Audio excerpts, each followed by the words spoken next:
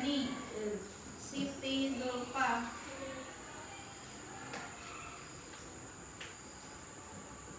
Ya baiklah, assalamualaikum warahmatullahi wabarakatuh. Waalaikumsalam warahmatullahi wabarakatuh.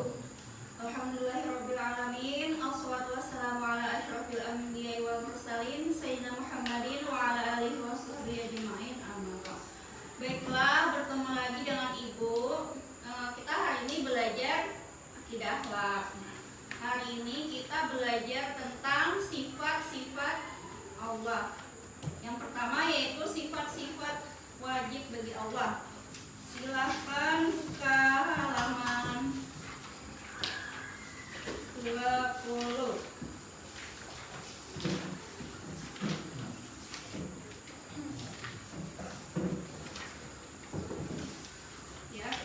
Menjelaskan ya. Jadi segala ciptaan atau makhluk di dalam semesta ini itu masing-masing memiliki proses perkembangan. Seberapa seringkah kita memikirkan bahwa ketika kita dahulu pertama kali dilahirkan ibu tidak memiliki kemampuan apa-apa, ya Allah. Jadi kita lahir ke dunia ini tidak bisa apa-apa, ya Allah. Cuma bisa apa yuk? Cuma bisa menangis, belum bisa berbicara, belum bisa berjalan, belum bisa duduk. Jadi kalau misalnya kita mau sesuatu itu, kita cuma bisa menangis. Ketika kita ingin minta susu, menangis. Ketika kita pipis, menangis. Ya Allah. Nah, waktu kita bayi. Bahkan seluruh manusia hanya bisa menangis dalam menghadapi segala keadaan yang tidak mengenakan badannya. Sejak kecil itulah Allah Subhanahu wa taala membimbing manusia melalui orang tua. Jadi luar biasa para orang tua itu. Jadi ibaratnya itu kita jangan yang harus kita tanamkan dalam diri kita itu, bayangkan orang tua kita itu mendidik kita dari kita tidak bisa apa-apa sampai kita menjadi sekarang dari kita hanya bisa menangis. Jadi orang tua kita itu luar biasa pintarnya. Karena apa? Karena ibu sudah menjadi orang tua. Jadi ibu tahu sangat-sangat ibaratnya itu perjuangan menjadi orang tua itu sangat luar biasa. Awalnya tidak bisa membalikan badan. Nah, jadi bayi itu kan awalnya dia cuma bisa menangis ya Allah. Nah, cuma bisa menangis, cuma bisa berbaring. Setelah itu hanya bisa memiringkan badan, hanya belajar tengkurap tau bahasa kita berbicara. Nah, terus apalagi setelah itu belajar mengangkat kepala ketika berbicara. Setelah itu lagi belajar membalikan badan sendiri. Nah, awalnya itu bisa tengkurap tapi tidak bisa. Ketika sudah tengkurap dia tidak bisa lagi membalikan badannya ke asal. Nah, jadi diajari lagi, habis itu belajar apa lagi?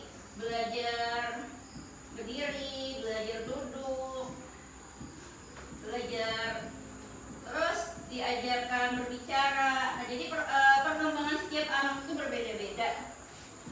Dengan penuh kesabaranlah orang tua kita itu mengajari perkembangan kita, proses perkembangan kita itu dari bayi sampai kita dewasa. Ada yang berjalannya lambat, ada yang berbicaranya lambat. Jadi beda-beda pintar perkembangan kita waktu kita bayi itu. Bukan pian mungkin kalian tahu, kalau bukan pian pengen tahu, bukan pian bisa nih bertanya dengan orang tua kalian. Mama, dahulu berjalannya lekaskah, perkembangannya atau berbicaranya lekaskah? Nah, karena setiap kakak beradik itu pun beda perkembangannya. Ada yang perkembangannya cepat, kakaknya misalnya perkembangannya cepat berdiri, cepat berjalan. Ada adiknya yang lambat berdiri, lambat berjalan. Jadi dengan penuh kesabaranlah orang tua kita itu mendidik kita, mengajar kita sampai kita dengan sekarang itu bisa melakukan segala sesuatu dengan sendiri. Nah, kita masuk ke bagian A, pengertian sifat-sifat Allah. Berikut yang termasuk sifat-sifat Allah. Yang pertama adalah wujud. Wujud itu artinya ada.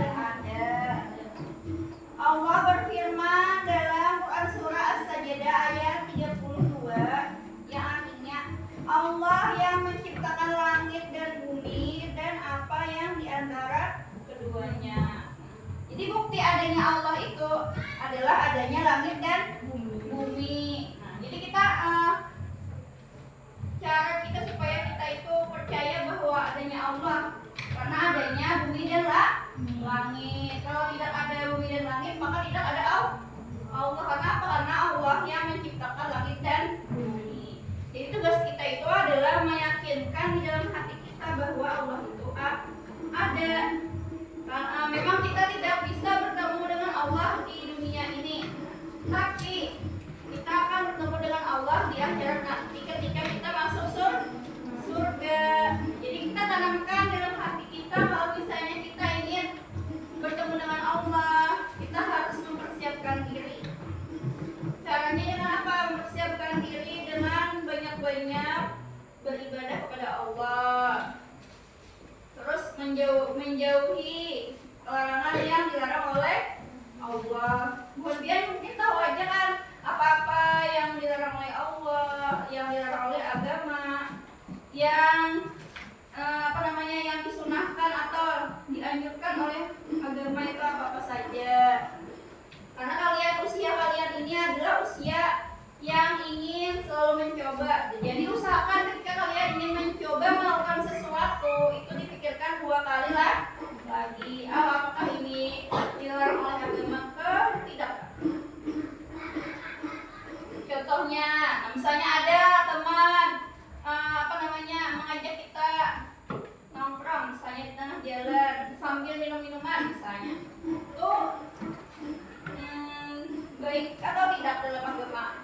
Tidak baik. Nah, jadi karena berteman itu pengaruhnya sangat besar. Ketika teman baik maka kita akan ikut menjadi baik. Ketika teman itu kurang baik maka kita akan menjadi kurang baik juga. Ketika kita berteman orang jahat maka suatu saat nanti kita akan ikut jahat juga.